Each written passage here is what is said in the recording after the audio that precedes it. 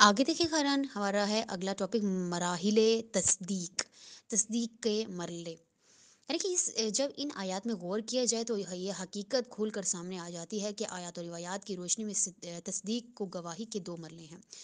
यानी यहाँ पे देखें वो बात की जा रही है ना कि जब बीबी दरबार में गई हैं, बीबी का लक़ब भी सद्दीक़ा है, सच्ची औरत सद्दीक़ा यानी कि जो कसरत के साथ सच्ची औरत हो। यानी इसको इसलिए इसलिए इतनी इसकी वजाहत की जा रही है कि देखिए आप जानते हैं कि जब बीबी दरबार में गई हैं, बीबी ने कहा है कि मैं झूठ नहीं बोलती, मैं सच्ची हूँ।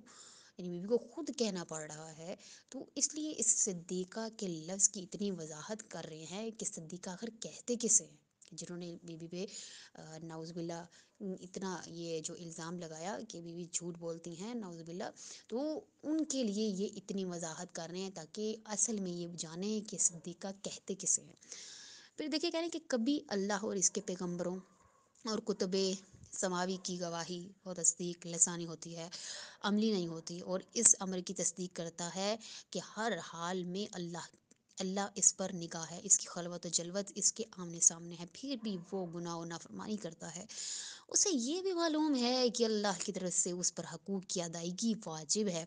बाज़ औक़ात वो हकूक़ माली होते हैं और बाज़ औक़ात गैर माली होते हैं, लेकिन वो इन्हें अदा नहीं करता। उसे मालूम है कि अल्लाह ने शराब, सूद, ज़िना वगैरह को हराम करार दिया है, फिर भी इन बुराइयों को अपनाता है, और वो आदमी अपनी ज़ुबान के साथ अल्लाह और इसके हलाल व हराम और सवाब व अताब, जन्नत और नार की तस्दीक करता है, लेकिन इसका अमल इसकी तस्दीक के मुताबिक नहीं होता, अमली ज़िंदगी में उसको अप्लाई नहीं करता। यानी इसकी तस्दीक इस दर्जे पर नहीं पहुंचती कि इसके कौल और फ़ेल के मुताबिकत पैदा हो जाए, या इसके अकीदे और अमल को के दरमियान मुवाफ़क़त पैदा हो जाए।